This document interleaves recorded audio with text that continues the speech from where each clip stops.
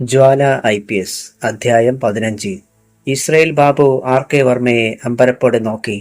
ആരും പ്രതീക്ഷിക്കാത്തതെന്തോ നടന്നു കഴിഞ്ഞുവെന്ന് അവൻ ഉറപ്പായിരുന്നു. പക്ഷേ ആക്രി രാജപ്പ ഇതൊന്നും തന്നെ ബാധിക്കുന്നതേയല്ല എന്ന ഭാവത്തിൽ മറ്റൊരു ഗഞ്ചാവ് ബീഡിക്ക് തീ കൊളുത്തി. അപ്പുറത്തുനിന്ന് കേൾക്കുന്ന സംസാരത്തിന് മറുപടി പോലും പറയാൻ പറ്റാത്ത അവസ്ഥയിലായി കഴിഞ്ഞിരുന്നു വർമ്മ. ഞാനുടനെ വരാം, അതുവരെ ഒന്നിനും സമ്മതിക്കരുത് എന്ന് പറഞ്ഞിട്ട് അയാൾ ഫോൺ ഓഫ് ചെയ്തു. ഇത്തിരി മൂക്കിൽ പൊടിങ്ങി താടാ, ബാബുവിനോടലറി. അവൻ ഉടൻ അതെടുത്തു കൊടുത്തു. മൂക്കിൽപ്പൊടി വലിച്ചു കഴിഞ്ഞപ്പോൾ തെല്ല് സമാധാനമുണ്ടായതുപോലെ തോന്നി വർമ്മയ്ക്ക്. വാ, ഒരിടത്ത് പോകാം, ഇയാൾ ഇവിടെങ്ങാനും ഇരിക്കട്ടെ. ബാബുവിന്റെ കൈപിടിച്ച് മുന്നോട്ട് നടക്കുന്നതിനിടയിൽ വർമ്മ പറഞ്ഞു. രാജപ്പ നെറ്റി ചുളിച്ചു.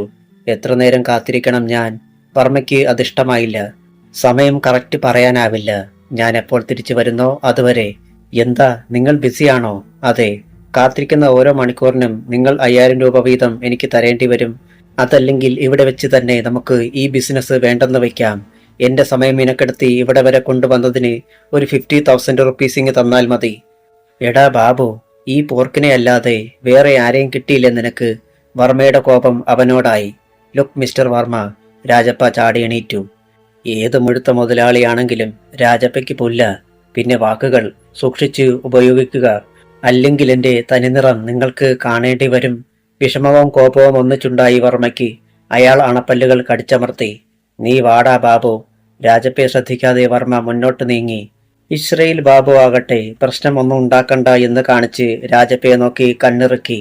രാജപ്പയാകട്ടെ കൂട്ടിനുള്ളിൽ കിടക്കുന്ന ഒരു കരിമ്പുലിയെ പോലെ അസ്വസ്ഥനായി. പുറത്ത് കാർ സ്റ്റാർട്ട് ചെയ്യുന്ന ശബ്ദം കേട്ടപ്പോൾ അയാൾ അവിടെ നിന്ന് എണീറ്റ് സിറ്റിംഗ് റൂമിലേക്ക് വന്നു. വടിമുപ്പിന്ന് ഒരു കസേരയിൽ ഇരിക്കുകയായിരുന്നു. രാജപ്പയെ കണ്ടപ്പോൾ അറിയാതെ എണീറ്റ് പോയി.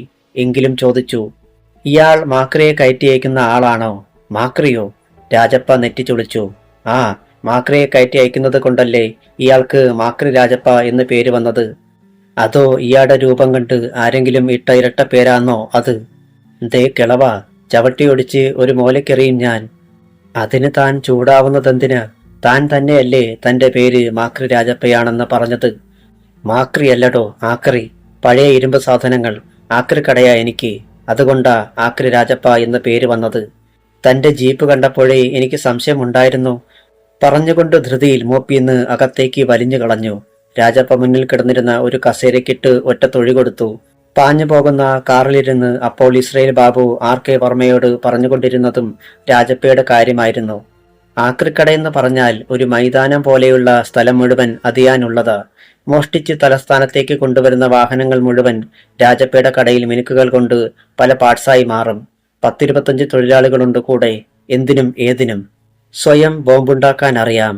അതുപോലെ തന്നെ ആർക്കും സംശയം തോന്നാത്ത റോഡ് ആക്സിഡന്റ് എന്ന് വേണ്ട, ഏതു രൂപത്തിലും ഇരയെ തീർത്തിരിക്കും. ഇന്ന് വരെ പക്ഷേ രാജപ്പയുടെ പേരിൽ ഒരു പോലീസ് കേസില്ല. അതിനുള്ള തെളിവുകൾ അയാൾ ബാക്കിവെക്കില്ല എന്നതാണ് സത്യം. പോരെങ്കിൽ തിരുവനന്തപുരത്തെ ചേരിക്കാർക്ക് അയാൾ ദൈവം. എന്തിനും ആരെയും സഹായിക്കും, അവരുടെ ദുഃഖങ്ങളിൽ പങ്കുകൊള്ളും. പക്ഷേ ഇരട്ട മുഖമുള്ള മനുഷ്യനാണ് രാജപ്പയെന്ന് അറിയാവുന്നവർ വളരെ കുറവാണ്. എല്ലാം മൂളിക്കേൾക്കുന്നുണ്ടായിരുന്നെങ്കിലും RK വർമ്മയുടെ ശ്രദ്ധ അതിലൊന്നുമായിരുന്നില്ല. തിരക്കേറിയ വീതിയിലൂടെ ഒരു അഭ്യാസിയെ പോലെയാണ് ഇസ്രയേൽ ബാബു കാറോടിച്ചത്. എന്നിട്ടും വേഗത വളരെ കുറവാണെന്ന് വർമ്മയ്ക്ക് തോന്നി. വളരെ അകലെ വെച്ച് തന്റെ ഹോട്ടലിന്റെ പേര് വർമ്മ കണ്ടു. Hotel blue international, bar attached, സമ്പന്നരുടെ പർദീസ. കാർ ഗേറ്റ് കടന്നു. പഴയ രാജകൊട്ടാരങ്ങളിലെ കാവൽക്കാരെ അനുസ്മരിപ്പിക്കുമായിരുന്നു വാച്ചർ വരെ. കാർ നിന്നു. അവിടെ 2 പോലീസ് ജീപ്പ് കിടപ്പുണ്ടായിരുന്നു. പുറത്ത് 2 പോലീസുകാരും. വർമ്മയെ കണ്ടപ്പോൾ അവരൊക്കെ വിനയാന്വിതരായി. ചില്ലുവാതിൽ തള്ളിത്തുറന്നതും വർമ്മയെ ഹോട്ടലിന്റെ റിസപ്ഷനിലേക്ക് നടത്തിയതും ബാബു തന്നെയായിരുന്നു. അകത്ത് നിറയെ പോലീസായിരുന്നു. ഹോട്ടൽ ജീവനക്കാർ പോലീസിനെ തടഞ്ഞു നിർത്തിയിരിക്കുകയാണ്. പക്ഷേ പോലീസ് ലാത്തി വീശിയാൽ ചിതറിപ്പോകാനുള്ള ജീവനക്കാരേ ഉള്ളൂ. പോലീസിന്റെ മുൻനിരയിൽ നിന്നിരുന്നവരെ വർമ്മ കണ്ടു. ജ്വാല IPS, CI Muhammad, SI Mohanan. വർമ്മയുടെ പാദം മുതൽ ഒരു വിറയൽ മുകളിലേക്ക് വന്നു. രോഷത്തിന്റെ വിറയൽ. അവർക്ക് പിന്നിൽ 4-5 ജോഡി സ്ത്രീ പുരുഷന്മാർ. ഒരു സ്ത്രീയുടെയും ഒരു പുരുഷന്റെയും കൈവീതം ഹാൻഡ് കഫ് കൊണ്ട് ബന്ധിച്ചിരിക്കുകയാണ്. അക്കൂട്ടത്തിൽ തന്റെ മകൾ സബിതയെയും കണ്ടപ്പോൾ വർമ്മയുടെ മനം കലങ്ങി. ഇവിടെ എത്തുന്ന നിമിഷം വരെ കേട്ട വാർത്ത അസത്യമായിരിക്കണേ എന്ന പ്രാർത്ഥനയിലായിരുന്നു അയാൾ. പക്ഷേ വർമ്മയെ കണ്ടപ്പോൾ ഹോട്ടൽ ജീവനക്കാർ ഒരു ഭാഗത്തേക്ക് ഒതുങ്ങി നിന്നു. എന്താ ഇവിടെ പോലീസും പട്ടാളവും? എനിക്ക് നിങ്ങളുടെ സെക്യൂരിറ്റി വേണ്ട. ഒന്നും അറിയാത്ത ഭാവത്തിൽ റിസപ്ഷൻ കൗണ്ടറിലേക്ക് ചാരി നിന്നുകൊണ്ടായിരുന്നു അയാളുടെ ചോദ്യം. ജ്വാല IPS മുന്നോട്ട് വന്നു. സെക്യൂരിറ്റി തരാൻ ഇതെന്താടോ ഇന്ത്യൻ പ്രസിഡന്റിന്റെ ഔദ്യോഗിക വസതിയോ? താൻ ആരാ? ഈ രാജ്യത്തെ ഇസഡ് കാറ്റഗറിയിലുള്ള മഹാനോ? ഇവിടെ ഞങ്ങൾ വന്നത് റെയ്ഡ് ചെയ്യാനാണ്. അത് നടന്നു. അനാശാസ്യ പ്രവൃത്തികളിൽ ഏർപ്പെട്ടിരുന്ന ചിലരെ കൈയോടെ അറസ്റ്റ് ചെയ്യുകയും ചെയ്തു. വർമ്മ ഇത്തിരി മോക്കിൽ പൊടിയെടുത്ത് വലിച്ചു. അനാശാസ്യ പ്രവൃത്തിയോ? What nonsense you are talking? എന്താടോ, വല്ലവന്റെയൊക്കെ ഭാര്യമാരും അന്യപുരുഷന്മാരും കൂടെ ഒരു മുറിയിൽ കെട്ടിപ്പിടിച്ചു കിടക്കുന്നതിന് വേറെ എന്താടോ പറയുക? കല്യാണം കഴിഞ്ഞിട്ടില്ലാത്ത തന്റെ മോള് കുടിച്ചു കൂത്താടി ഒരു പുരുഷനെ കൂടെ കിടത്തിയതിന് വേറെ മധുരമുള്ള ഏത് പദമാടോ പ്രയോഗിക്കുക? നാണവും മാനവുമില്ലാത്ത തനിക്ക് ഇതൊക്കെ ന്യായീകരിക്കുവാനും ഇതൊക്കെ മാന്യമായ പദങ്ങൾ ചേർത്ത് പ്രയോഗിക്കാനും വാക്കുകൾ ഉണ്ടായിരിക്കുമെന്ന് എനിക്കറിയാം. ഇതൊക്കെ വെറും എൻജോയ് ആണല്ലോ. ജ്വാലയുടെ ശബ്ദം മിന്നൽ പിണരുകളായി ആ മുറിയിൽ ചിതറി വീണു. AC-യുടെ കുളിർമയുണ്ടായിട്ടും വർമ്മ വിയർക്കാൻ തുടങ്ങി. തന്റെ തൊഴിലാളികളുടെ മുന്നിൽ ഐസ് പോലെ താൻ അലിഞ്ഞു പോകുകയാണെന്ന് അയാൾക്ക് തോന്നി. അറസ്റ്റ് ചെയ്യപ്പെട്ടവരുടെ മുഖങ്ങളിൽ രക്തമയം ഉണ്ടായിരുന്നില്ല. ആരോട് ചോദിച്ചുകൊണ്ടാണ് നീ ഇവിടെ റെയ്ഡിന് വന്നത്? നീയോ? വിളിക്കടാ സാറേന്ന്. ജ്വാല കെയിൻ അയാളുടെ അടിവയറ്റിൽ ചേർത്തൊന്നമർത്തി. കണ്ണുകളുന്തി അറിയാതെ അതിൽ നീർ പൊടിച്ചു. സാർ, വിളിക്കാതിരിക്കാൻ കഴിഞ്ഞില്ല. പൊതുപ്രവർത്തനത്തിന്റെ പേരും പറഞ്ഞ് വ്യഭിചരിക്കുന്ന നിന്റെ മോളെയും കൂട്ടുകാരെയും കൊണ്ടുപോകുകയാണ് ഞാൻ. തനിക്ക് തടയാമെങ്കിൽ ആയിക്കോളൂ. താൻ വരാൻ വേണ്ടി തന്നെയാണ് ഇത്രയും നേരം ഞാൻ കാത്തത്. കോടതിയിൽ ഹാജരാക്കി കഴിഞ്ഞ് റെസ്ക്യൂ ഹോമിൽ നടത്തട്ടെ ഇവർ പൊതുപ്രവർത്തനം. നോ, ഇവരെ കൊണ്ടുപോകാൻ ഞാൻ അനുവദിക്കില്ല. വർമ്മ കൈകൾ വിരിച്ചു പിടിച്ചു. അറസ്റ്റ് ചെയ്യാമെങ്കിൽ കൊണ്ടുപോകാനും എനിക്കറിയാം. അവൾ തിരിഞ്ഞ് മുഹമ്മദിനെ നോക്കി. കമോൺ. പിന്നെ മുന്നോട്ട് നീങ്ങി. പോലീസുകാർ അറസ്റ്റ് ചെയ്തവരെ മുന്നോട്ട് തള്ളി. തന്റെ മകളുടെ കണ്ണുകൾ 2 അരുവികളായിരിക്കുന്നത് അയാൾ കണ്ടു. നിൽക്ക്, വർമ്മ പറഞ്ഞു. എന്റെ മോളെ ആ നിൽക്കുന്നവൻ വിവാഹം ചെയ്തതാണ്. അവർ ഹണിമൂൺ ആഘോഷിക്കാനാണിവിടെ വന്നത്. ഉറക്കെ ചിരിച്ചുപോയി ജ്വാല. എന്നാണ് ഇവരുടെ വിവാഹം നടന്നത്? മാരേജ് സർട്ടിഫിക്കറ്റ് കാണിക്കാൻ തനിക്കാവുമോ? അല്ലെങ്കിൽ ഒരു ഇൻവിറ്റേഷൻ കാർഡെങ്കിലും. അതുമല്ലെങ്കിൽ മരുമകന്റെ പേരും മറ്റു ഡീറ്റെയിൽസും പറയ്. വർമ്മ മറ്റുള്ളവരെ നോക്കി. ആർക്കും അയാളെ സഹായിക്കാനായില്ല. അയാൾ ഫോൺ ചെയ്യാൻ ഭാവിച്ചപ്പോൾ ജ്വാല അത് പിടിച്ചു വാങ്ങി. ഇല്ലല്ലോ, ചോദിച്ചതിനൊന്നും തനിക്ക് മറുപടിയില്ലല്ലോ. അവൾ പിന്നെയും നടക്കാനാഞ്ഞു. നീ എന്നോട് പകവീട്ടുകയാണ് അല്ലേടി? അതെ. സംശയമെന്താ? നിന്റെ കുഴിമാടം കാണാതെ എന്റെ പകയടങ്ങില്ല. ഇരുവരും പരസ്പരം കേൾക്കത്തക്ക ശബ്ദത്തിലാണ് അത്രയും പറഞ്ഞത്. എന്റെ മോളെ കൊണ്ടുപോകരുത്. വർമ്മയുടെ ആ ശബ്ദത്തിൽ പക്ഷെ മാറ്റമുണ്ടായിരുന്നു. നിനക്കെന്ത് വേണം പകരമായിട്ട്? ജ്വാല കുറുകിയ കണ്ണുകളോടെ അയാളെ നോക്കി. എന്തു തരും താൻ? എന്തും. ഓക്കെ, നമുക്ക് മാത്രമായി സംസാരിക്കണം. വർമ്മ സമ്മതിച്ചു. മുഹമ്മദ്, നിൽക്ക്, ഞാനിപ്പോൾ വരാം. ജ്വാലയും വർമ്മയും തൊട്ടടുത്ത മാനേജരുടെ മുറിയിൽ കയറി. പറയൂ, എന്താണ് നിനക്ക് വേണ്ടത്? എനിക്ക് വേണ്ടത്. കേനിൽ തെരിപ്പിടിച്ചുകൊണ്ട് ജ്വാല മുറിയിൽ 2 ചാൽ നടന്നു. നിൽക്കാൻ ബുദ്ധിമുട്ടുള്ളതിനാൽ വർമ്മ ഒരു ചെയറിലമർന്നു. എനിക്ക് വേണ്ടത് നിങ്ങൾ എന്റെ ഡാഡിയിൽ നിന്ന് കബളിപ്പിച്ച് വാങ്ങിയ കമ്പനിയുടെ ഷെയറുകളാണ്. തീയിൽ ചവിട്ടിയത് മാതിരി കിടുങ്ങിപ്പോയി RK വർമ്മ. അത് ശ്രദ്ധിക്കാതെ അവൾ തുടർന്നു. ഷെയറുകൾ മാത്രം പോരാ, എല്ലാം തന്റെ പേരിലായതിനു ശേഷം ഇക്കാലം അത്രയും താൻ ചെയ്ത ബിസിനസ്സുകളിൽ നിന്നും കിട്ടിയ ലാഭത്തിന്റെ നേർപകുതി. ഇല്ല, പണം എത്ര വേണമെങ്കിലും തരാം ഞാൻ. മറ്റൊന്നും പറ്റില്ല, വർമ്മ അറുത്തുമുറിച്ച് പറഞ്ഞു. ഓക്കെ, ഞാൻ നിർബന്ധിക്കുന്നില്ല. അപ്പോൾ നമുക്ക് ഈ സംസാരം ഇവിടെ വെച്ച് തന്നെ നിർത്താം. എന്തു പറയുന്നു? കീശയിൽ നിന്ന് ഒരു ചെറിയ ക്യാമറയും മൊബൈൽ ഫോണും അവൾ എടുത്തു. ഈ ക്യാമറയിൽ തന്റെ മകൾ ഉൾപ്പെടെയുള്ളവരുടെ നഗ്നചിത്രങ്ങൾ നാളെ 4 കോളം വാർത്തയോടൊപ്പം കളറിൽ അച്ചടിച്ച് വരാനുള്ളതാണ്. ഒപ്പം മറ്റൊന്നുകൂടി മനസ്സിൽ കുറിച്ചിട്ടോളൂ. നിങ്ങളുടെ മകളുടെ കൂടെയുള്ള ബാക്കി സ്ത്രീകൾ ഈ നാട്ടിലെ പല VIP-മാരുടെയും വളരെ അടുത്ത ബന്ധുക്കളാണ്. നിങ്ങളുടെ ഹോട്ടലിൽ വന്ന് വർമ്മയെ നിങ്ങളുടെ അറിവോടും സമ്മതത്തോടും കൂടിയാണ് ഇതൊക്കെ നടന്നിരിക്കുന്നതെന്ന് കൂടി അറിയുമ്പോൾ അവരൊക്കെ നിങ്ങൾക്കെതിരെ തിരിയും. വർമ്മയുടെ തൊണ്ടയിടറി, ജലം വറ്റി വരണ്ടു. ഇത്തിരി വെള്ളം കിട്ടിയിരുന്നെങ്കിൽ എന്നയാൾ കൊതിച്ചുപോയി. ജ്വാല തുടർന്നു. തീർന്നില്ല. ഇപ്പോൾ ഞാൻ നിങ്ങളുടെ ചൊൽപ്പടിയിൽ നിൽക്കാത്ത പല പ്രമുഖ പത്രക്കാരെയും സ്വകാര്യ TV ചാനലുകാരെയും ഫോണിൽ വിളിക്കാൻ പോകുകയാണ്. മിനിറ്റുകൾക്കുള്ളിൽ അവരെത്തും. കാരണം ഒരു വൻ ന്യൂസ് നൽകാമെന്നും കാത്തിരിക്കണമെന്നും അവരോട് പറഞ്ഞിട്ടാണ് ഞാൻ പോന്നിരിക്കുന്നത്. ഈ ഹോട്ടലിൽ നിന്നിറക്കി ജീപ്പിൽ കയറ്റുന്നവരുടെ ചിത്രങ്ങളും വാർത്തകളും അവർ കൂടെ ഷെയർ ചെയ്യട്ടെ. ഒരു ശവം മാതിരിയായി വർമ്മ. ഒന്ന് ഫോൺ ചെയ്യാൻ സാധിച്ചിരുന്നെങ്കിൽ ഈ പട്ടിച്ചയെ ഇപ്പോൾ തന്നെ ഒരു പാഠം പഠിപ്പിക്കാൻ കഴിഞ്ഞേനെ. ഇവിടെ അതിനും കഴിയുന്നില്ലല്ലോ. അവൾ മൊബൈൽ ഫോണിന്റെ നമ്പറുകളിൽ വിരൽ അമർത്തുന്നത് വർമ്മ കണ്ടു. വേണ്ട, ഞാൻ അങ്ങനെ തന്നെ ചെയ്യാം. വർമ്മ സമ്മതിച്ചു. ജ്വാലയുടെ ചുണ്ടിൽ ഒരു ചിരിയുണ്ടായി. ഓക്കെ. അവൾ അഡ്വക്കേറ്റ് ശങ്കരനാരായണനെ ഫോണിൽ വിളിച്ചു. 10 മിനിറ്റിനുള്ളിൽ അയാൾ എത്തി. നേരത്തെ തീരുമാനിച്ചുറപ്പിച്ചിരുന്നതുപോലെ മുദ്രപത്രങ്ങളും മറ്റ് പേപ്പറുകളുമൊക്കെ ശങ്കരനാരായണൻ ശരിയാക്കിക്കൊണ്ടു വന്നിരുന്നു. അതിൽ ഒപ്പിടുമ്പോൾ പണ്ട് രവീന്ദ്രനെ കൊണ്ട് രേഖകളിൽ ഒപ്പിടുവിച്ച രംഗമായിരുന്നു വർമ്മയുടെ മനസ്സിൽ. കമ്പനിയുടെ 50% ഷെയറും ലാഭവിഹിതങ്ങളും എല്ലാം പ്രിയങ്കയുടെ പേരിലേക്കാണ് മാറ്റിയത്. നോമിനി മതനും. എല്ലാം ഒപ്പിട്ട് കഴിഞ്ഞപ്പോൾ തന്റെ ഒരു വശം തളർന്നു പോയതുപോലെ വർമ്മയ്ക്ക് തോന്നി. വിഷമിക്കേണ്ട ആവശ്യമില്ല വർമ്മേ, അർഹതപ്പെട്ടത് മാത്രമേ തിരിച്ചെടുത്തിട്ടുള്ളൂ. പക്ഷേ ഇനി നിങ്ങൾക്ക് എന്തു സംഭവിച്ചാലും അതിനെല്ലാം ഉത്തരവാദി നിങ്ങളാണെന്ന് മറക്കണ്ട. ജ്വാല തിരിഞ്ഞു നടന്നു. പിന്നാലെ ശങ്കരനാരായണനും. കസേരയിൽ നിന്ന് എണീറ്റത് കൂടിയില്ല വർമ്മ. പുറത്തു വന്ന ജ്വാല അറസ്റ്റ് ചെയ്തവരെ റിലീസ് ചെയ്തേക്കാൻ മുഹമ്മദിനോട് പറഞ്ഞു. അയാൾ പോലീസുകാരെ നോക്കി. വിലങ്ങുകൾ അഴിക്കപ്പെട്ടു. വർമ്മ മകളുമായി വീട്ടിലെത്തി. കാറിൽ നിന്നിറങ്ങിയ ഉടനെ അവളുടെ മുഖമടച്ച് ഒറ്റയടിയായിരുന്നു.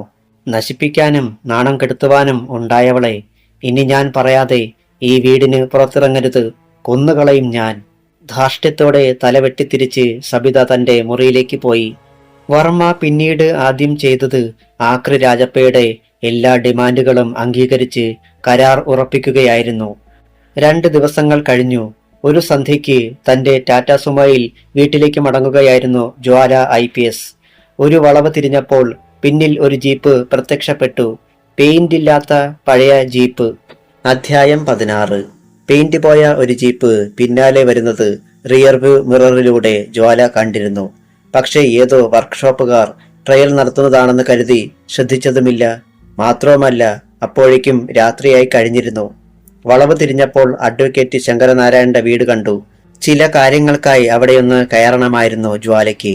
റോഡിൽ തന്നെ സുമോ നിർത്തിയിട്ട് ജ്വാല ഗേറ്റ് കടന്ന് അകത്തേക്ക് പോയി. ആക്രി രാജപ്പ തന്റെ ജീപ്പിന്റെ വേഗത കുറച്ച് മുന്നോട്ട് വിട്ടു. അതിനിടെ വാച്ച് നോക്കി. 15 മിനിറ്റുകൾക്കുള്ളിൽ അവൾ തിരികെ വന്ന് സുമോയിൽ കയറണം, അല്ലെങ്കിൽ ലക്ഷ്യം പാളും. തെല്ലകലെ മാറ്റി അയാൾ ജീപ്പ് നിർത്തി കാത്തുകിടന്നു. പക്ഷേ 10 മിനിറ്റിനുള്ളിൽ തന്നെ അവൾ തിരികെ വന്ന് സുമോയിൽ കയറി ഓടിച്ചുപോയി. അതിനിടെ റോഡരികിൽ കിടന്നിരുന്ന ആ പഴയ ജീപ്പ് അവൾ കണ്ടിരുന്നില്ല. രാജപ്പ കുറെ നേരം കൂടി അവിടെ തന്നെ ഇരുന്നു. 10 മിനിറ്റ് കൂടി കഴിഞ്ഞിട്ട് പതിയെ ജീപ്പ് മുന്നോട്ടെടുത്തു. കഷ്ടിച്ച് 4 കിലോമീറ്റർ പിന്നിട്ട് കാണും. റോഡിൽ ആകാശത്തേക്ക് ഉയരുന്ന തീ കണ്ടു. ആൾക്കാർ ബഹളം കൂട്ടുന്നതും അയാൾ ജീപ്പ് ചവിട്ടി നിർത്തിയിട്ട് ഏതോ കൗതുകകരമായ കാഴ്ച കാണുന്നത് പോലെ നോക്കിയിരുന്നു. എതിരെ വന്ന ഒരു സ്കൂട്ടർ യാത്രക്കാരനെ കൈകാണിച്ച് നിർത്തി. എന്താ, റോഡ് ബ്ലോക്കാണോ? ബോംബ് സ്ഫോടനം. ഒരു ടാറ്റ സുമോ ചിതറിപ്പോയി, യാത്രക്കാരൻ കിതച്ചുകൊണ്ട് പറഞ്ഞു. അപ്പോൾ അതിലുണ്ടായിരുന്ന യാത്രക്കാർ ഉദ്യോഗം ഭാവിച്ചുകൊണ്ടാണ് രാജപ്പ തിരക്കിയത്. ആരും രക്ഷപ്പെട്ടിട്ടില്ല, എല്ലാം കത്തിയമരുകയായിരുന്നെന്ന് ആൾക്കാർ പറഞ്ഞു. 2 പേരുടെ ശവം അവിടെ ചിതറിക്കിടപ്പുണ്ട്. ഒരു ബൈക്കും ചിതറിപ്പോയി. സ്ഫോടനമുണ്ടായ സമയത്ത് അതുവഴി വന്ന ബൈക്കുകാരനും തീർന്നുവെന്ന് മനസ്സിലാക്കാൻ പരിചയസമ്പന്നനായ രാജപ്പയ്ക്ക് നിമിഷങ്ങൾ മതിയായിരുന്നു. സ്കൂട്ടർ യാത്രക്കാരൻ വിട്ടുപോയി. സൈറൻ ഇട്ടുകൊണ്ട് പോലീസ് ജീപ്പുകളും ആംബുലൻസും ഫയർ വാഗനുമൊക്കെ പാഞ്ഞു വരുന്നത് കണ്ടു. രാജപ്പ മൊബൈൽ ഫോൺ എടുത്ത് നമ്പറുകളിൽ കുത്തി. അപ്പുറത്ത് അറ്റൻഡ് ചെയ്തപ്പോൾ അയാൾ പറഞ്ഞു, കഴിഞ്ഞു, എങ്കിൽ താൻ ഇങ്ങോട്ട് വാ. RK വർമ്മയുടെ സന്തോഷം നിറഞ്ഞ ശബ്ദം. ഓക്കെ. ഫോൺ കീശയിൽ തിരികെ രാജപ്പ അവിടെയിട്ട് തന്നെ ജീപ്പ് തിരിച്ചു. പിന്നെ വർമ്മയുടെ ബംഗ്ലാവിലേക്ക് പാഞ്ഞുപോയി. ജ്വാല ഈസ് നോ മോർ. അവൾ ബാക്കിയില്ല. ഫോൺ വെച്ചിട്ട് അലറിച്ചിരിക്കുകയായിരുന്നു RK വർമ്മ. അകത്തുനിന്ന് സനലും സഞ്ജയും ഓടി വന്നു. പുറത്തു നിന്നിരുന്ന ഇസ്രയേൽ ബാബുവും മർദ്ദമാധവനും വടിമുപ്പിന്ന് വരെ ആ ചിരി കേട്ട് ഇറങ്ങി വന്നു. എന്നതാടാ വർമ്മേ, ആരാണ്ട് ചത്തോ? ചത്തു ചത്തു. മൂപ്പിന്ന് കണ്ണുമിഴിച്ചു. നിനക്ക് എപ്പോഴാടാ ഈ അസുഖം തുടങ്ങിയത്? നിങ്ങൾ ഉണ്ടാക്കിയപ്പോൾ മുതൽ. മൂപ്പിന്ന് പിന്നെയും കണ്ണുമിഴിച്ചു നിന്നുപോയി. ഇവൻ എന്നാ ഈ പറഞ്ഞത്? എന്താ പപ്പ? സഞ്ജയ് ചോദിച്ചു. ശുഭവാർത്ത. എല്ലാവരെയും ഒന്ന് നോക്കിയിട്ട് വർമ്മ പറഞ്ഞു. അവള് ക്ലോസ്. റോഡിലെങ്ങാണ്ട് ഒരു ബോംബ് സ്ഫോടനം നടന്നുപോലും. അതിൽ ജ്വാല IPS എരിഞ്ഞു തീർന്നു. 9:30-ക്കുള്ള TV വാർത്ത വെച്ചോ, മിക്കവാറും കാണും. വർമ്മയേക്കാൾ സന്തോഷമായിരുന്നു മറ്റുള്ളവർക്കും. ഇതൊന്ന് ആഘോഷിക്കണം സാബ്, മർദ്ദമാധവനാണ് പറഞ്ഞത്. അതിന് തർക്കമില്ലടാ. ഇത് ആഘോഷിച്ചില്ലെങ്കിൽ നമ്മൾ മറ്റെന്ത് ആഘോഷിക്കാനാ? അതിനു മുമ്പ് ചിലരെ കൂടി വിളിക്കാനുണ്ട്. അപ്പോൾ തന്നെ വർമ്മ SP ചിദംബരത്തെ വിളിച്ചു. വാർത്ത സത്യമാണെന്നും DYSP ലക്ഷ്മണൻ സംഭവസ്ഥലത്തേക്ക് പോയേക്കുകയാണെന്നും വിവരം കിട്ടി. അടുത്തതായി അയാൾ വിളിച്ചത് പ്രിയങ്കയെയാണ്. നിന്റെ മോളന്തിയേടി? ഓഫീസിൽ കാണും. ലൈനിൽ വർമ്മയാണെന്നറിഞ്ഞപ്പോൾ അനിഷ്ടത്തോടെയാണ് അവൾ പറഞ്ഞത്.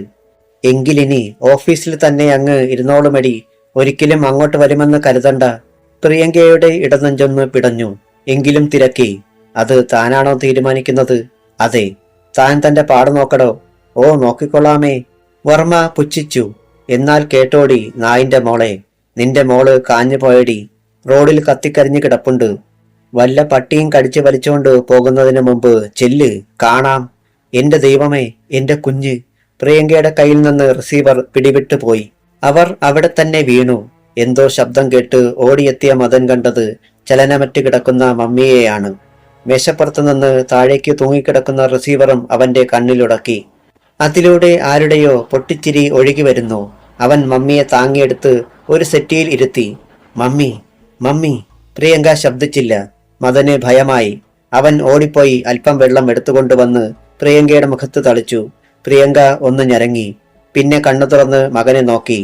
പൊന്നുമോനെ, ജ്വാലമോള്. മമ്മി, പകപ്പോടെ അവൻ വിളിച്ചു. പോണം, ഇപ്പോൾ തന്നെ എനിക്ക് പോകണം. എന്റെ കുഞ്ഞിന് എന്താണ് സംഭവിച്ചിരിക്കുന്നതെന്ന് അറിയണം. പോകാം. കാര്യം അപ്പോഴേക്കും വ്യക്തമായില്ലെങ്കിലും അവൻ സമ്മതിച്ചു.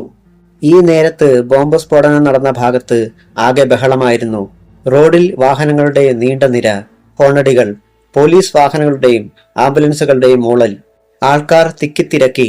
പോലീസുകാർ അവരെ വിരട്ടിയോടിക്കാൻ പാടുപെട്ടു. ഇതിനിടെ കത്തിക്കരിഞ്ഞ് ചിതറിപ്പോയ മനുഷ്യഭാഗങ്ങൾ അവർ പെറുക്കി കൂട്ടിയിരുന്നു. ഫയർ വാഗൺ അവിടെ നിന്നൊന്ന് മാറ്റാൻ പാടുപെടുകയാണ്. ഇരു ഭാഗങ്ങളിലും ധാരാളം വാഹനങ്ങൾ എത്തിയിരുന്നതിനാൽ ഒരിഞ്ച് ചലിപ്പിക്കാനായില്ല. ഫയർഫോഴ്സുകാരാണ് ചിതറിപ്പോയ സുമോയുടെ ലോഹഭാഗങ്ങളിലെ തീ അണച്ചത്.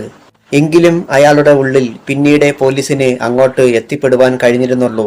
DYSP ലക്ഷ്മണൻ മുന്നിൽ വന്നവരെ മുഴുവൻ തെറി വിളിച്ചു. സന്തോഷം തിരതള്ളുകയായിരുന്നു. ഒരു സമാധാനക്കേട് അവസാനിച്ചല്ലോ. റോഡിന്റെ ഒരു ഭാഗം 10 അടിയോളം താഴ്ചയുള്ള നിലമാണ്. ഒരിക്കൽ അത് നികത്താൻ ഭാവിച്ചപ്പോൾ രാഷ്ട്രീയക്കാർ കൊടുകുത്തി.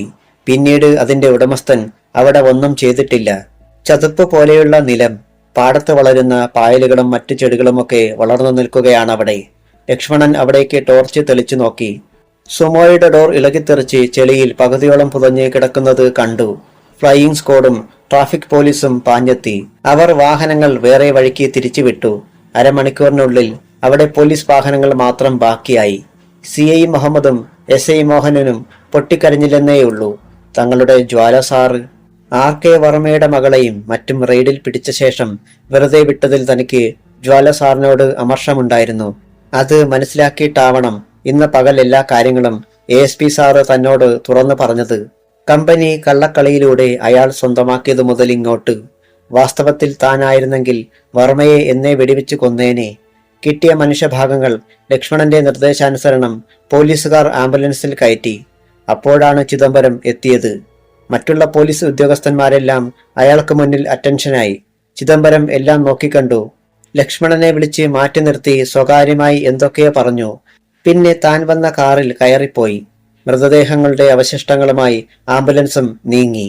CI മുഹമ്മദിനും SI മോഹനനും ജ്വാലയോടുണ്ടായിരുന്ന അടുപ്പം മുൻനിർത്തിയാവണം DYSP ലക്ഷ്മണൻ ഉത്തരവിട്ടു.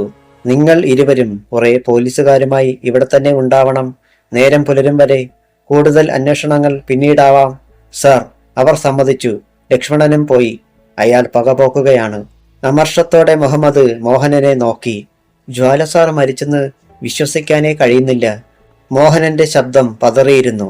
തെല്ലകലെ ഒരു കാർ പോലീസുകാർ തടഞ്ഞു നിർത്തുന്നത് കണ്ടു. അതിൽ നിന്ന് ഒരു സ്ത്രീ ഇറങ്ങി. അവർ നിലവിളിച്ചുകൊണ്ട് മുഹമ്മദും മറ്റും നിന്നിരുന്നിടത്തേക്ക് ഓടിയെത്തി. പ്രിയങ്ക, പിന്നാലെ മദനും ഉണ്ടായിരുന്നു.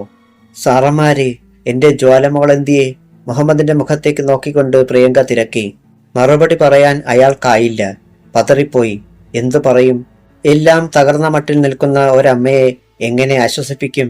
മദനും ദയനീയമായി അവരെ മാറി മാറി നോക്കി. മോഹനൻ അവന്റെ തോളിൽ കൈവച്ചു. മമ്മിയെ ആശ്വസിപ്പിക്കണം മദൻ. അപ്പോൾ ജ്വാല, അവന് കാര്യങ്ങൾ വ്യക്തമായി തുടങ്ങിയിരുന്നു. എല്ലാം പിന്നെ പറയാം. തൽക്കാലം മദൻ, മമ്മിയെ വീട്ടിലേക്ക് കൊണ്ടുപോകൂ. ഇല്ല, എനിക്കെന്റെ കുഞ്ഞിനെ കാണണം. അലമുറയിടുകയാണ് പ്രിയങ്ക. ഇപ്പോ കാണണം. മുഹമ്മദിന്റെ കണ്ണുകളും ഈറനായി.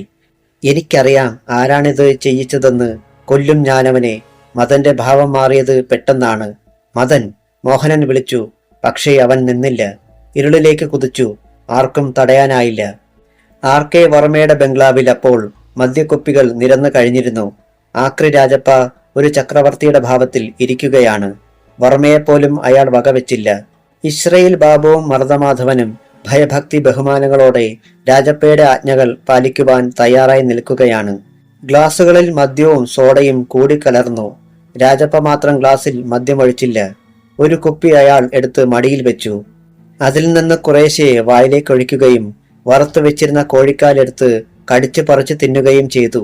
എന്നാലും ഇത്രയും വേഗത്തിൽ ഈ ഫയൽ ക്ലോസ് ചെയ്യാൻ കഴിയുമെന്ന് ഞാൻ വിചാരിച്ചിരുന്നില്ല.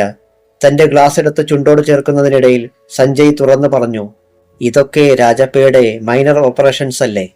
ഇസ്രയേൽ ബാബു ചിരിച്ചു. ആ പുകഴ്ത്തൽ നന്നായി ബോധിച്ചിട്ടെന്ന വണ്ണം രാജപ്പ തലകുലുക്കിക്കൊണ്ട് മദ്യം വായിലേക്ക് കമഴ്ത്തി. ഒരു കുപ്പി ഷാമ്പയിനുമായി സബിത ഇറങ്ങി വന്നു.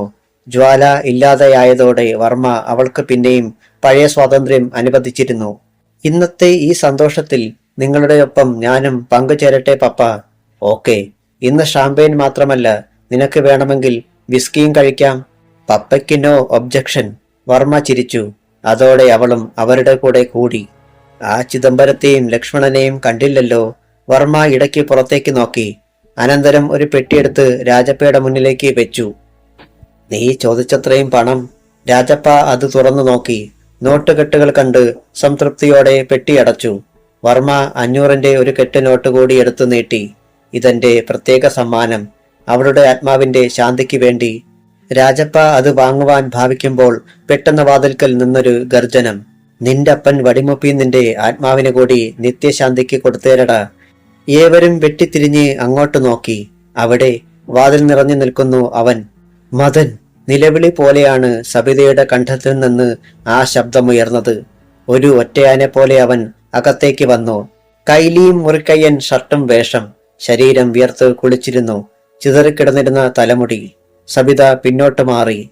ഞാൻ സംശയിച്ചത് ശരിയായിരുന്നു അല്ലേടാ പട്ടികളെ. എന്റെ ജ്വാലയെ നീയൊക്കെയാണ് കൊന്നത് അല്ലേ? ഉള്ളിൽ ഭയം നിറഞ്ഞെങ്കിലും വർമ്മ പറഞ്ഞു, അതേടാ, ഞാനാ കൊല്ലിച്ചത്. രാജപ്പ അടുത്തുണ്ടെന്ന ധൈര്യം കൂടി ഉണ്ടായിരുന്നു വർമ്മയ്ക്ക്. രാജപ്പ കൗതുകത്തോടെ അവനെ നോക്കിയിരുന്നതേയുള്ളൂ. ഇസ്രയേൽ ബാബുവും മർദ്ദമാധവനും കരുതലോടെ നിന്നു. വർമ്മ തുടർന്നു, അവളെ മാത്രമല്ല, നിന്നെയും ഞാൻ കൊല്ലിക്കും, ഇപ്പോൾ തന്നെ.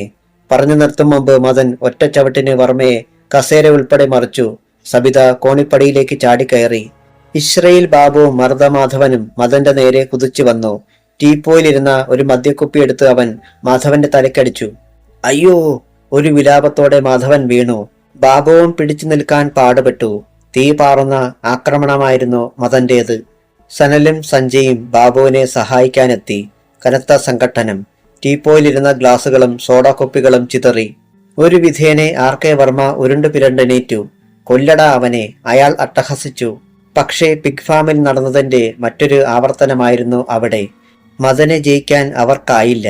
വർമ്മയുടെ വിസിറ്റിംഗ് റൂം ഉൾപ്പെടെ തകർക്കുകയായിരുന്നു മദൻ. ഗുണ്ടകളും തന്റെ മക്കളും തോൽക്കുന്നത് അസഹ്യതയോടെ വർമ്മ കണ്ടു. ഇതൊന്നും തന്നെ ബാധിക്കുന്നതേ അല്ല എന്ന ഭാവത്തിൽ ഇരിക്കുകയായിരുന്നു ആക്രി രാജപ്പ. ആ മദ്യക്കുപ്പി അപ്പോഴും അയാളുടെ കയ്യിലുണ്ടായിരുന്നു. മുന്നിലെത്തിയ എതിരാളിയെ മുഴുവൻ മദൻ തകർത്തു. പിന്നെ വർമ്മയെ നോക്കി. ഇന്ന് നിന്നെ ഞാനാണ് കൊല്ലാൻ പോകുന്നത്. വർമ്മ ഭയന്നു. അയാൾ ആക്രി രാജപ്പയോട് പറഞ്ഞു, നിനക്ക് ഞാൻ നേരത്തെ തന്നത്രയും ഇനിയും തരും, കൊല്ലിവനെ. അത് കേട്ടതോടെ രാജപ്പ കുപ്പി വലിച്ചെറിഞ്ഞു. ഭിത്തിയിലിടിച്ച് അത് ചിതറി വീണു. എടാ, ജ്വാലയെ കൊന്നത് ഞാനാണ്. നിന്നെ കൊല്ലാൻ പോകുന്നതും ഞാൻ തന്നെ. രാജപ്പ ഒരു വന്യമൃഗത്തെ പോലെ പല്ലിളിച്ചു. മദൻ വെട്ടിത്തിരിഞ്ഞു. അവന്റെ കണ്ണുകളിൽ 2 തീക്കട്ടകൾ ജ്വലിച്ചു. തന്റെ ജ്വാലയെ കൊന്നവൻ. എടാ! അവൻ രാജപ്പയുടെ മുഖം ലാക്കാക്കി മുഷ്ടി ആഞ്ഞു വീശി. രാജപ്പ അത് തടഞ്ഞു. 2 ലോഹങ്ങൾ കൂട്ടിമുട്ടിയതുപോലെയാണ് മറ്റുള്ളവർക്ക് തോന്നിയത്. ശ്വാസം കഴിക്കാൻ പോലും മറന്ന് നിൽക്കുകയാണവർ. അധ്യായം 17. മദൻ ആക്രി രാജപ്പയുടെ കണ്ണുകളിലേക്ക് നോക്കി. അപകടകരമായ ഒരു ശാന്തതയായിരുന്നു അവിടെ. ഇരുവരും ശക്തി മനസ്സിലാക്കുകയായിരുന്നു. തന്റെ മുന്നിൽ നിൽക്കുന്ന മദൻ താൻ വിചാരിക്കുന്നതിനേക്കാൾ കരുത്തനാണെന്ന് രാജപ്പ അറിഞ്ഞു. എങ്കിലും തന്റെ മുന്നിൽ ഇവൻ വെറും ചെക്കനാണ്. തന്റെ കൈ രാജപ്പയുടെ വിരലുകളിൽ നിന്ന് ഊരിയെടുക്കാൻ മദന് പ്രയാസം തോന്നി. പക്ഷേ അവന്റെ മനസ്സ് ഒരു ലോഹം കണക്കെ ചുട്ടുപഴുത്തിരുന്നു. തന്റെ കുഞ്ഞു പെങ്ങളുടെ ഘാതകനാണ് മുന്നിൽ. റോഡിൽ തകർന്നു കിടക്കുന്ന സുമോ, അതിനിടയിൽ ചിതറിപ്പോയ ജ്വാല. മനസ്സിൽ തികട്ടി നിൽക്കുകയാണ് എല്ലാം. മദന്റെ അണപ്പല്ലുകൾ ഞെരിഞ്ഞമർന്നു. കാലിന്റെ പെരുവിരൽ മുതൽ ഒരു തരിപ്പ് മുകളിലേക്ക് അരിച്ചു കയറാൻ തുടങ്ങി. ഇനി അവിടെ നടക്കുന്നത് എന്താണെന്ന് കാണുവാൻ ഉദ്യോഗം പോണ്ട് നിൽക്കുകയാണ് ആർ.കെ. വർമ്മയും മക്കളും ഗുണ്ടകളും. കയ്യിന്ന് വിടടാ. നടുങ്ങിത്തെറിച്ചു നിന്നിരുന്ന അന്തരീക്ഷത്തിലേക്ക് മദന്റെ കത്തുന്ന വാക്കുകൾ ചിതറി വീണു. നീ തന്നെ വിടുവിച്ചോ? ആക്രി രാജപ്പ പിടി ഒന്നുകൂടി മുറുക്കിക്കൊണ്ട് പറഞ്ഞു. നിന്നെക്കൊണ്ട് തന്നെ വിടുവിക്കാൻ എനിക്കറിയാമല്ലോ. പറഞ്ഞതും മദൻ ഇടതുകൈ ചുരുട്ടിയടിച്ചു. രാജപ്പ ഇത്ര വേഗം ഒരു നീക്കം പ്രതീക്ഷിച്ചിരുന്നില്ല. അയാളുടെ താടി ചതഞ്ഞു. അസ്പഷ്ടമായ ഒരു ശബ്ദം പുറപ്പെടുവിച്ചുകൊണ്ട് അയാൾ പിന്നോട്ട് വേച്ചു. അറിയാതെ മദന്റെ കയ്യിലെ പിടിവിട്ടുപോയി. ഇസ്രയേൽ ബാബുവും മർദ്ദമാധവനും നടുക്കത്തോടെ മുഖാമുഖം നോക്കി. തറയിൽ വീഴാതെ സെറ്റിയുടെ ചാലിൽ പിടിച്ചു നിന്ന രാജപ്പ ഒന്ന് വട്ടം കറങ്ങി ചാടിയുയർന്ന് കാൽ ആഞ്ഞു വീശി. മദന്റെ കഴുത്തിലാണ് ഒരു കൂടം പോലെ ആ കാൽ വന്ന് വീണത്. നിലവിളിച്ചു പോയി അവൻ. മാത്രമല്ല തെറിച്ച് സോഫയിലേക്കും അവിടെ നിന്ന് താഴേക്കും വീണു. രാജപ്പ പല്ലിളിച്ചു. പിന്നെ പാൻസിന്റെ ഇരു പോക്കറ്റുകളിലും കൈകടത്തി ഒരു പ്രത്യേക പോസിൽ നിന്നു. എണീറ്റ് വാടാ കൊച്ചനെ. സന്തോഷത്തോടെ വർമ്മ മൂക്കിൽപ്പൊടി വലിച്ചു. കൊല്ലടാ രാജപ്പ അവനെ. പക്ഷേ രാജപ്പയുടെ മുഖത്ത് ഇരയെ അല്പാൽപമായി കൊല്ലുന്ന ഒരു പൂച്ചയുടെ ഭാവമായിരുന്നു. തറയിൽ കിടന്നുകൊണ്ട് തന്നെ മദൻ തലതിരിച്ച് രാജപ്പയെ ഒന്നു നോക്കി. തന്റെ കഴുത്തിന് അസ്ഥി ഒടിഞ്ഞുപോയ വേദനയാണെന്ന് അവൻ അറിഞ്ഞു. താനും ഇവിടെ പിടഞ്ഞു തീർന്നാൽ പാടില്ല. ജ്വാലയെ കൊന്നവനെ വെറുതെ വിട്ടുകൂടാ. ആ ഒരു ചിന്തയോടെ അവൻ കുതിച്ചുയർന്നു. പാൻസിന്റെ കീശയിൽ നിന്ന് രാജപ്പ കൈകൾ പിൻവലിക്കും മുമ്പ് നെഞ്ചിൽ ചവിട്ടേറ്റു. രാജപ്പയുടെ കാലിടറി. പിന്നീടുള്ള മദന്റെ ആക്രമണം കണ്ണു ചിമ്മി തുറക്കുന്ന നേരത്തിനുള്ളിലായിരുന്നു. സത്യമായും രാജപ്പ പതറിപ്പോയി. ഒന്ന് നേരെ നിൽക്കാനുള്ള അവസരം പോലും മദൻ കൊടുക്കുന്നില്ല. എങ്കിലും ഇടയ്ക്കിടെ അയാളും തിരിച്ചാക്രമിച്ചു. രണ്ട് റോബോട്ടുകളെ പോലെയായിരുന്നു അവർ. പരാജയം ആർക്കെന്നറിയാൻ കഴിയാത്ത ആക്രമണം. അതിനിടെ രാജപ്പ ഒരു കത്തി വലിച്ചെടുത്തു. ആ ക്ഷണം മദൻ ടീപ്പോയി വലിച്ചെടുത്ത് അയാളുടെ തലയിൽ അടിച്ചു. ടീപ്പോയി പൊട്ടിപ്പിളർന്നു. രാജപ്പയുടെ കയ്യിൽ നിന്ന് കത്തി പിടിവിട്ട് വീണു. തറയിൽ വീണ് അയാൾ ഒരു അപസ്മാര രോഗിയെപ്പോലെ വിറച്ചു. തലപൊട്ടി ചോരയൊഴുകി. മദന്റെ കലി അടങ്ങിയില്ല. അവൻ ടീപ്പോയി വലിച്ചെടുത്തു. വർമ്മയുടെ ഷോക്കേസ് തകർന്നു വീണു. തറയിൽ നിന്ന് മദൻ രാജപ്പയുടെ കത്തിയെടുത്ത് ആ തുടയിലേക്ക് ആഞ്ഞു കുത്തി. ആഹാ! അയാളുടെ അലർച്ചയിൽ ബംഗ്ലാവ് തന്നെ കിടുങ്ങി. കത്തി വലിച്ചെറിഞ്ഞിട്ട് മദൻ രാജപ്പയുടെ വലതു കൈയിൽ കടന്നു പിടിച്ചു. പിന്നെ തോളിൽ ചവിട്ടിപ്പിടിച്ചുകൊണ്ട് ആസുരശക്തിയിൽ ഒറ്റത്തിരിക്കൽ. ടക്ക്! അസ്ഥി ഒടിയുന്ന ശബ്ദം ഏവരും കേട്ടു. ഒപ്പം രാജപ്പയുടെ ഹൃദയം പറിക്കും പോലെയുള്ള നിലവിളിയും. ബാൽക്കണിയിൽ നിൽക്കുകയായിരുന്ന സബിത ഭയന്നോടി തന്റെ മുറിയിൽ കയറി വാതിൽ ചേർത്തടച്ചു. ഈ രംഗം കണ്ടുകൊണ്ടിരുന്ന സർവരും കണ്ണുകൾ ഇറുക്കി അടച്ചു കളഞ്ഞു. പട്ടിയുടെ മോനെ, നീ ഇനി ആരെയും കൊല്ലരുത്. മദൻ രാജപ്പയുടെ അടുത്ത കൈയും ചവിട്ടി ഒടിച്ചു. രാജപ്പ ഏതാണ്ട് അബോധാവസ്ഥയുടെ വക്കോളമായി കഴിഞ്ഞു. പെട്ടെന്ന് ഒരു പോലീസ് വാഹനത്തിന്റെ മൂളൽ. മദൻ തലവെട്ടിത്തിരിച്ചു. അവന്റെ നെറ്റി ചുളിഞ്ഞു. ഇപ്പോൾ ഞാൻ പോകുന്നടാ. പറഞ്ഞു തീരും മുമ്പ് അവൻ തിരിഞ്ഞോടി. പോലീസ് ജീപ്പ് ഗേറ്റ് കടന്നു വന്നപ്പോഴേക്കും മദൻ ഇരുളിൽ മറഞ്ഞു കഴിഞ്ഞിരുന്നു. ജീപ്പിൽ നിന്ന് SP ചിദംബരവും DYSP ലക്ഷ്മണനും സന്തോഷത്തോടെ ഇറങ്ങി വന്നു. എന്നാൽ വാതിൽ കടന്നതോടെ മുന്നിലെ കാഴ്ചയിൽ അവർ ചകിതരായി. എന്താ വർമ്മ ഇത്? ചിദംബരം ശബ്ദമുയർത്തി. മറുപടി പറയാതെ അയാൾ തളർച്ചയോടെ കസേരയിലേക്ക് വീണു. ലക്ഷ്മണൻ ഇസ്രയേൽ ബാബുവിനെയും തറയിൽ ചോരയിൽ കിടക്കുന്ന രാജപ്പയെയും നോക്കി. കാര്യങ്ങൾ ചുരുക്കത്തിൽ പറഞ്ഞു കേൾപ്പിച്ചത് ഇസ്രയേൽ ബാബു ആണ്. എങ്കിൽ ആ കഴിവേറി മോന്റെ കാര്യം ഇന്ന് ഞാൻ തീർക്കും. ലക്ഷ്മണൻ പോകാനൊരുങ്ങി. നിൽക്ക്, ചിദംബരം പറഞ്ഞു. രാജപ്പയെ ഇങ്ങനെയൊക്കെ ചെയ്തുവെന്ന് പറഞ്ഞ് അവന്റെ പേരിൽ കേസെടുത്താൽ പുലിവാലാകും. തിരുവനന്തപുരത്തുകാരനായ രാജപ്പ എന്തിന് വർമ്മയുടെ ബംഗ്ലാവിൽ വന്നുവെന്നും മറ്റും നമ്മൾ പറയേണ്ടി വരും. അത് ശരിയാവില്ല. ഈ രാത്രി തന്നെ അവനെ നമുക്ക് പൊക്കാം. അതിനു മുമ്പ് വേറെ ചിലതുണ്ട്. ചിദംബരം വർമ്മയെ നോക്കി. രാജപ്പയെ എത്രയും വേഗം ഇവിടെ നിന്ന് മാറ്റണം. വല്ല പത്രക്കാരോ മറ്റോ മണത്തറിഞ്ഞാൽ നമ്മൾ പിടിക്കുന്നിടത്തൊന്നും കാര്യങ്ങൾ നിൽക്കില്ല. ഇപ്പോൾ തന്നെ ആ സ്ഫോടനവുമായി ബന്ധപ്പെട്ട് പോലീസ് നായ്ക്കളെപ്പോലെ മണത്ത് നടക്കുകയാണ് അവറ്റകൾ. എനിക്കിപ്പോൾ ഒന്നും വയ്യ ചിദംബരം. ഇനി ഞാൻ എന്തെങ്കിലും ചെയ്യണമെങ്കിൽ ആ ചെകുത്താനെ എന്റെ കൺമുന്നിലിട്ട് കൊന്നു കാണിക്കണം, ആ മദനെ. അക്കാര്യത്തിലൊന്നും താങ്കൾ വിഷമിക്കേണ്ട. ഈ രാത്രി പലതും നടക്കും. നാളെ പ്രഭാതം ഉണരുന്നത് ആരും പ്രതീക്ഷിക്കാത്ത നടക്കുന്ന ചില വാർത്തകളുമായിട്ട് തന്നെയായിരിക്കും, ചിദംബരം ഉറപ്പുകൊടുത്തു. ആ നേരത്ത് ഫോൺ ശബ്ദിച്ചു. സനലാണ് ചെന്ന് അറ്റൻഡ് ചെയ്തത്. സാറിനാ. അവൻ ചിദംബരത്തെ നോക്കി. ചിദംബരം നെറ്റി ചുളിച്ചു. താൻ ഇങ്ങോട്ട് പോന്നത് മറ്റാർക്കും അറിയില്ലല്ലോ. എങ്കിലും സംശയത്തോടെ അയാൾ ചെന്ന് റിസീവർ വാങ്ങി. യെസ്, നീ അവിടെ അട്ടിപ്പേർ കിടക്കുമെന്ന് എനിക്ക് അറിയാമായിരുന്നടാ. തന്നെ നേരത്തെ ഭീഷണിപ്പെടുത്തിയിട്ടുള്ള ആ ശബ്ദം ചിദംബരം തിരിച്ചറിഞ്ഞു. അതോടെ അയാളുടെ തൊണ്ട മരവിച്ചു. ആ ശബ്ദം തുടർന്ന് കേട്ടു. പോലീസുകാർ കൂടി അറിഞ്ഞുകൊണ്ട് ഒരു കൊലയാളിയെ വാടകയ്ക്കെടുക്കുക, അതും സബോർഡിനേറ്റിനെ വധിക്കാൻ. ഇതിനൊക്കെ നിനക്ക് ശിക്ഷ കിട്ടാതിരിക്കില്ല ചിദംബരം. എല്ലാ തെളിവുകളും എല്ലാ ദൃശ്യങ്ങളും എന്റെ പക്കലുണ്ട്. തലയിലൊരു സർപ്പം കൊത്താൻ നേരമായി. ജാഗ്രത. ഫോൺ കട്ടായി. ചിദംബരം മരവിച്ചു നിന്നു. ഈ സമയം സ്ഫോടനം നടന്ന റോഡിലും നിമിഷങ്ങൾ മരവിച്ചു നിൽക്കുകയായിരുന്നു. പോലീസുകാർ തെളിച്ചുവെച്ച ഗ്യാസ് ലൈറ്റിനു ചുറ്റും ചെറുപ്രാണികൾ വട്ടമിട്ട് പറക്കുന്നു. CI മുഹമ്മദ് ജീപ്പിൽ കയറിയിരുന്ന് ഒരു സിഗരറ്റിന് തീ കൊളുത്തി. നല്ല തണുപ്പുണ്ട്. നേരിയ തോതിൽ മഞ്ഞും. CI മോഹനൻ തെല്ലകലെ പോലീസുകാരുമായി നിൽപ്പുണ്ട്. ചില പോലീസുകാർ റോഡിൽ നിരനിരയായി നാട്ടിയിട്ടുള്ള കൽക്കുറ്റികളിൽ ഇരിക്കുന്നു. അന്തരീക്ഷത്തിന് ഇപ്പോഴും വെടിമരുന്നിന്റെ ഗന്ധമുണ്ട്. സമയം ഇഴഞ്ഞു. പാടത്ത് പായലും ചെടികളും നിറഞ്ഞു കിടന്നിരുന്ന ഭാഗത്ത് ഒരനക്കം. വല്ല പന്നിയലുകളുമായിരിക്കുമെന്ന് ആ ഭാഗത്തെ കൽക്കുറ്റികളിരുന്ന കോൺസ്റ്റബിളിന് തോന്നി. എന്നാൽ വീണ്ടും ആ ശബ്ദം. അയാൾ താഴേക്ക് തുറച്ചു നോക്കി. ഇരുളിൽ ഒന്നും കാണാൻ വയ്യ. ഗ്യാസ് ലൈറ്റ് റോഡിന്റെ മറുഭാഗത്താണിരിക്കുന്നത്. കോൺസ്റ്റബിൾ എണീറ്റ് CIയുടെ അടുത്ത് വന്നു.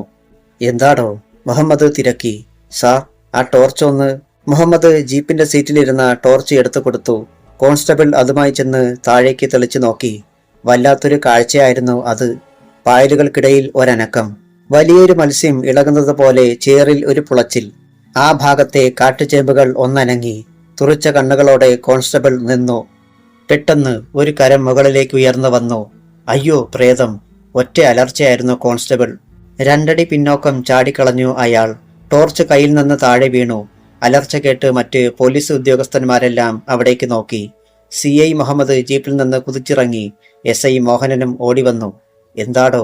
കോൺസ്റ്റബിളിനോട് തിരക്കി. അവിടെ പാടത്ത് കൈ. മുഹമ്മദ് ടോർച്ചെടുത്ത് പാടത്തേക്ക് തെളിച്ചു. മോഹനനും പിന്നാലെ എത്തിയ പോലീസുകാരും ഉദ്വേഗത്തോടെ അങ്ങോട്ട് നോക്കി. അവരുടെയും ഉള്ളൊന്ന് പിടഞ്ഞു. കാട്ടുചേമ്പുകൾക്ക് മുകളിലേക്ക് ഉയർന്നു വരുന്ന ഒരു കൈ. ചേറുകൊണ്ട് നിർമ്മിച്ചതാണ് അതെന്നേ തോന്നുമായിരുന്നുള്ളൂ. മോഹന, മുഹമ്മദ് വിളിച്ചു പറഞ്ഞു. ഒരു കയർ കൊണ്ടുവാ. ആരോ ചേറിൽ കുരുങ്ങിക്കിടക്കുകയാണ്. ജീപ്പിൽ കയറുണ്ടായിരുന്നു, അത് കൊണ്ടുവന്നു. മുഹമ്മദ് അതിന്റെ അഗ്രം താഴേക്കെറിഞ്ഞു. 1-2 വട്ടം കഴിഞ്ഞപ്പോൾ അത് കയ്യിൽ കുരുങ്ങി പിടിമുറുക്കി മുകളിലേക്ക് ഉയർത്തുവാൻ തുടങ്ങി. കയറിന്റെ ഒപ്പം ചെളിയിൽ നിന്ന് ഒരു രൂപം ഉയർന്നു വന്നു. ഹൃദയം മരവിപ്പിക്കുന്ന ഒരു കാഴ്ചയായിരുന്നു അത്. ചെളിയിൽ കുളിച്ച ഒരു മനുഷ്യരൂപം. അത് ഉയർന്നു വന്നു. 2 കൈകളും കയറിൽ ബലമായി പിടിച്ചിട്ടുണ്ട്. അവസാനം ആ രൂപം റോഡിലെത്തി. മുഹമ്മദ് ടോർച്ച് തെളിച്ചു നോക്കി. ആളെ വ്യക്തമാകുന്നില്ല. അനങ്ങാതെ നിന്നാൽ അതൊരു പ്രതിമയാണെന്നേ തോന്നൂ. ആരാ? മോഹനന്റെ ശബ്ദത്തിന് നേരിയ പതർച്ചയുണ്ടായിരുന്നു. ആ രൂപം കൈയുയർത്തി തന്റെ കണ്ണുകൾക്ക് മുകളിൽ നിന്ന് ചെളി നീക്കിക്കളഞ്ഞു. കൺപോളകൾ തുറന്ന് ചുറ്റും നോക്കി. മുഹമ്മദ്. ആ ശബ്ദം ജ്വാലസാറിന്റെ ശബ്ദം. ശരീരത്ത് കുളിരുണ്ടാവുന്നത് മുഹമ്മദും മോഹനനും മാത്രമല്ല, പോലീസുകാരും അറിഞ്ഞു. അല്ലാഹുവേ! അറിയാതെ വിളിച്ചുപോയി മുഹമ്മദ്. ജ്വാലസാർ, ഞങ്ങൾക്ക് വിശ്വസിക്കാമോ? മോഹനൻ ചോദിച്ചു. യെസ്. അവൾ ചുറ്റും നോക്കിക്കൊണ്ട് തിരക്കി. സുമോ തകർന്നുപോയി അല്ലേ? Yes sir. മുഹമ്മദ് മറുപടി നൽകി.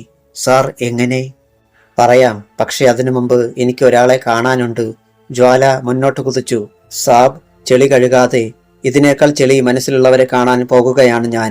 അവൾ ജീപ്പിൽ എത്തിക്കഴിഞ്ഞിരുന്നു. സ്വിച്ച് കീ തിരിഞ്ഞു. ജീപ്പ് സ്റ്റാർട്ടായി.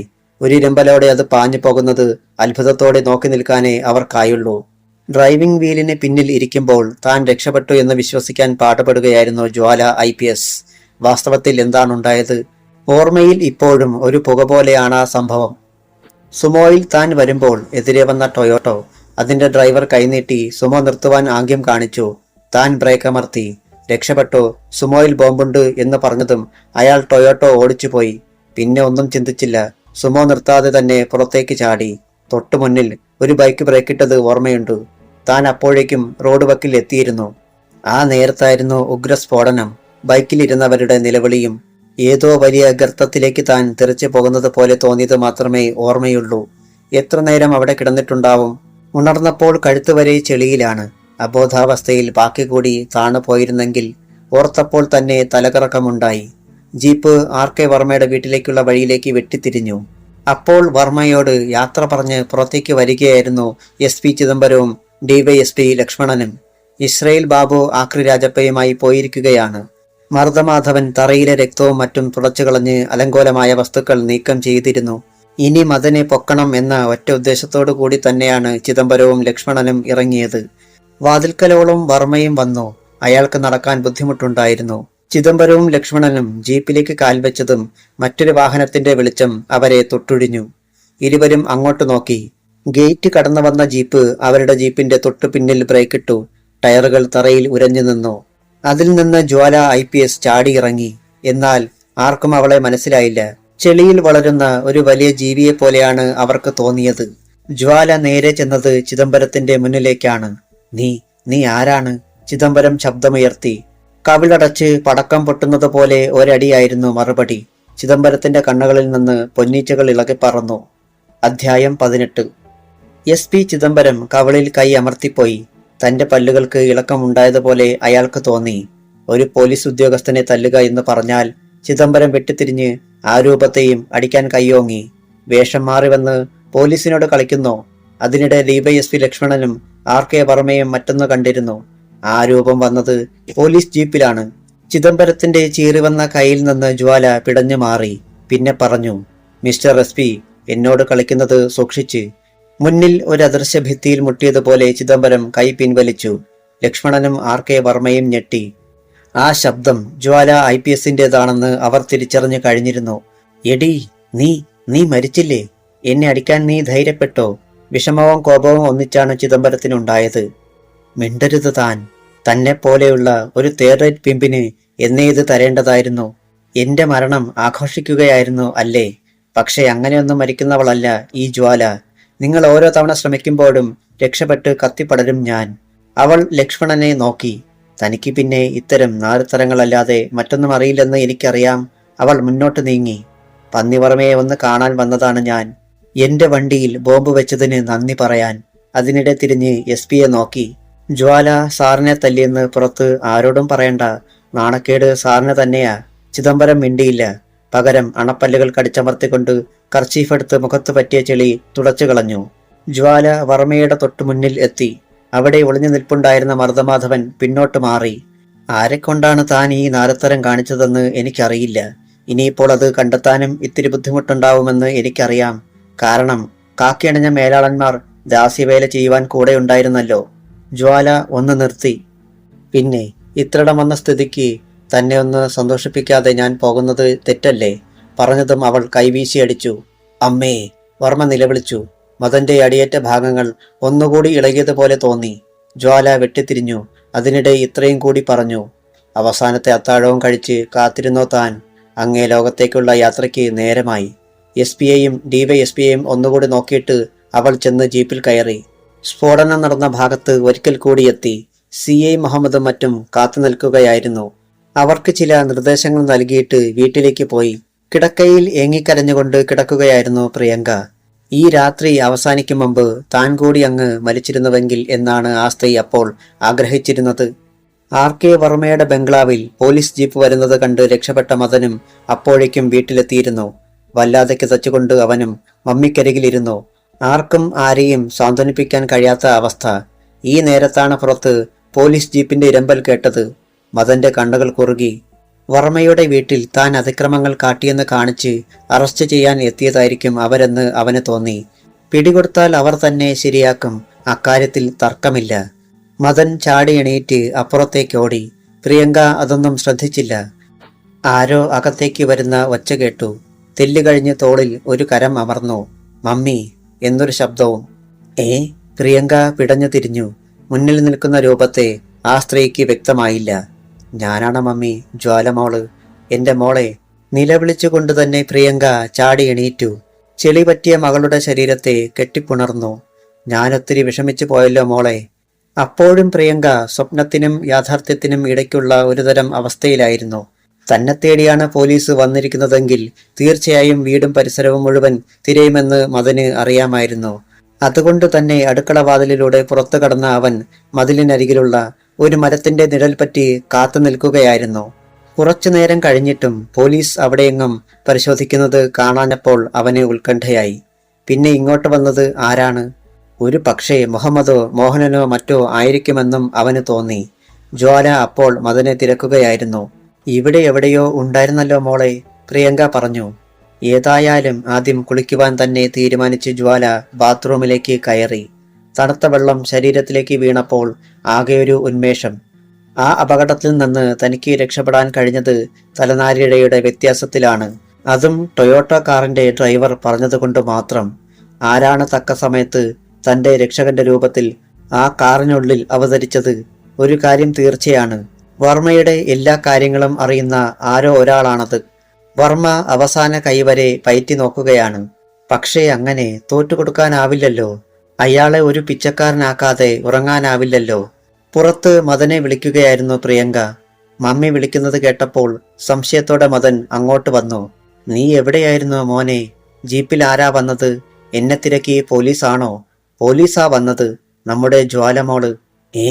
വിശ്വസിക്കാനായില്ല അവന്. അതെ, ദൈവം നല്ലവനാ മോനെ.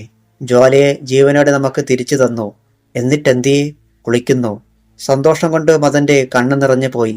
ജ്വാല കുളി കഴിഞ്ഞു വന്നു. ഏട്ടൻ എവിടെയായിരുന്നു? അവനെ പിടിക്കാൻ പോലീസ് വന്നതാണെന്ന് കരുതി എവിടെയോ ഒളിച്ചു നിൽക്കുകയായിരുന്നു. മറുപടി നൽകിയത് പ്രിയങ്കയാണ്. എന്തിനാ ഏട്ടനെ പോലീസ് പിടിക്കുന്നത്? അവൾ ചുളിഞ്ഞ നെറ്റിയോടെ അവന്റെ കണ്ണുകളിലേക്ക് നോക്കി. പരുങ്ങലോടെയാണ് അവൻ പറഞ്ഞത്. വർമ്മയുടെ വീട്ടിൽ പോയതിന്, എല്ലാം തല്ലി തകർത്തിട്ട് അവരെയൊക്കെ തല്ലിയതിന്, രാജപ്പയുടെ കൈകൾ ചവിട്ടി ഒടിച്ചതിന്. ജ്വാലയ്ക്കും പ്രിയങ്കയ്ക്കും ഒന്നും മനസ്സിലായില്ല. ആരാണ് ഈ രാജപ്പ? ഏട്ടൻ പേടിക്കണ്ട, എന്താണുണ്ടായതെന്ന് വെച്ചാൽ തുറന്നു പറഞ്ഞോളൂ, ജ്വാല പ്രോത്സാഹിപ്പിച്ചു. മദൻ ഉണ്ടായത് മുഴുവൻ പറഞ്ഞു. ഇപ്പോൾ ജ്വാലയ്ക്ക് എല്ലാം വ്യക്തമായി. ആക്രി രാജപ്പ, ഈ പേര് ഇതുവരെ കേട്ടിട്ടില്ല. ഏതായാലും താൻ അവിടെ ചെല്ലുമ്പോൾ അങ്ങനെ ഒരാൾ ഇല്ലായിരുന്നു. കൈകൾ രണ്ടും ഒടിഞ്ഞെങ്കിൽ അയാൾ മടങ്ങിപ്പോകാനിടയില്ല. കണ്ടെത്തണം. ഏട്ടനെ മനസ്സു തുറന്ന് അഭിനന്ദിക്കാൻ ജ്വാല മറന്നില്ല. പിന്നെയാണ് ഭക്ഷണം കഴിക്കാൻ പോയത്.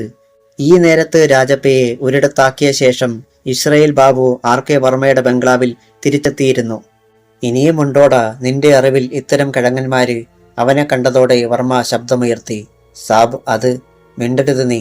എന്തൊക്കെ പത്രാസായിരുന്നു അവന്. എന്നിട്ടൊടുവിൽ ആ പൊട്ടന്റെ കൈകൊണ്ട് തന്നെ.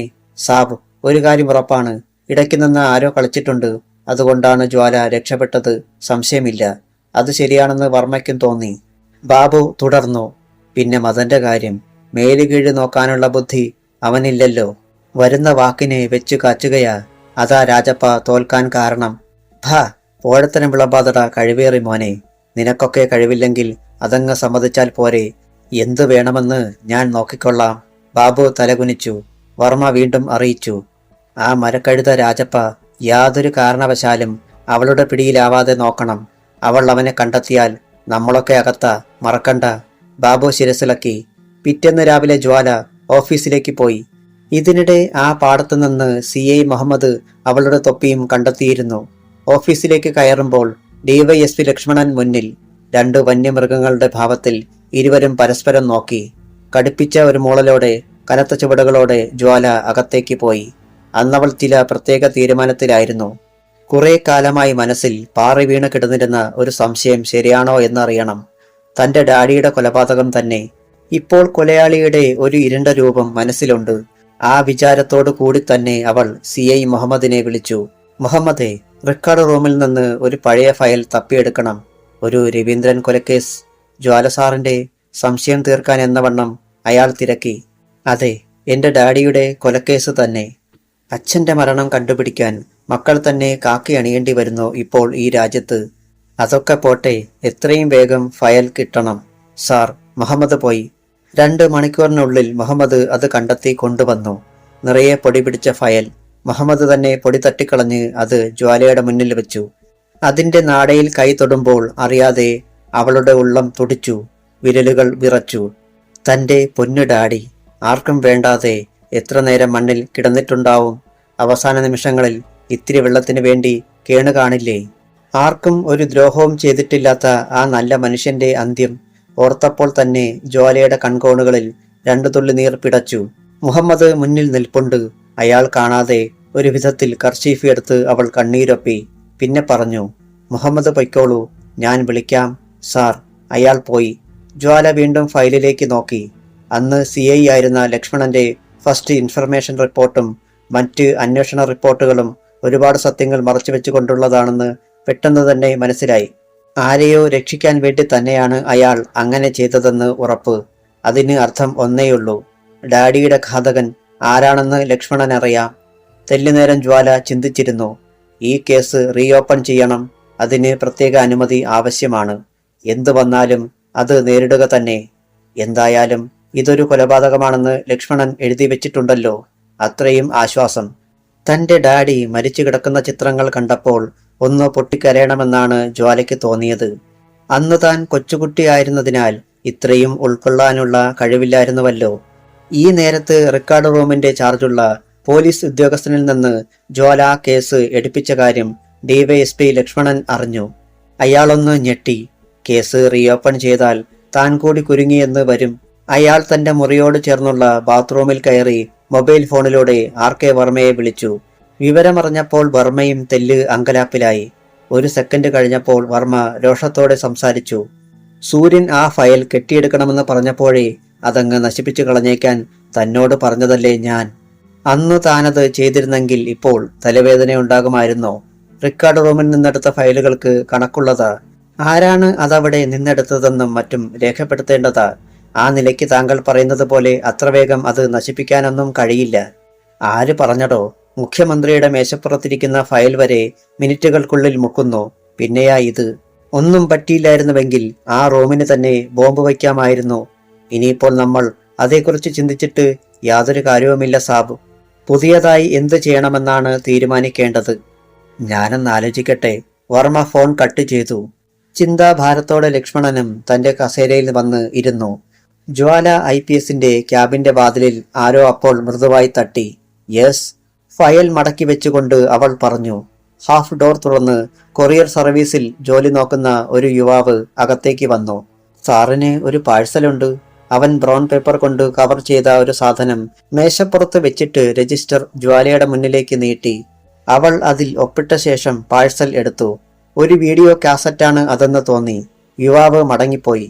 ജ്വാല അഡ്രസ്സിന്റെ ഇടതുഭാഗത്ത് ഫ്രം എഴുതിയിരിക്കുന്നിടത്തേക്ക് നോക്കി. കനകരാജൻ എന്നാണ് പേരെഴുതിയിരിക്കുന്നത്. ഒപ്പം ആ പട്ടണത്തിലെ തന്നെ ഒരഡ്രസ്സും. അഡ്രസ്സ് തീർച്ചയായും വ്യാജമാണെന്ന് ജ്വാലയ്ക്ക് തോന്നി. ഈ പട്ടണത്തിലുള്ള ഒരാൾക്ക് ഇത് തന്റെ കയ്യിൽ എത്തിക്കണമെങ്കിൽ കൊറിയർ സർവീസുകാരെ സമീപിക്കേണ്ട ആവശ്യമില്ല. ജ്വാല അതിന്റെ കവർ തുറന്നു. അവളുടെ നെറ്റി ചുളിഞ്ഞു. അതൊരു ഡയറിയായിരുന്നു. ജ്വാല അത് തുറന്നത് നിറഞ്ഞ ആകാംക്ഷയോടെയാണ്. ആദ്യ പേജിൽ നിന്ന് 4 മടക്കിയ ഒരു കടലാസ് മേശപ്പുറത്ത് വീണു. അതെടുക്കും മുമ്പ് ജ്വാല ഡയറിക്കുള്ളിലെ അഡ്രസ്സിലേക്ക് നോക്കി.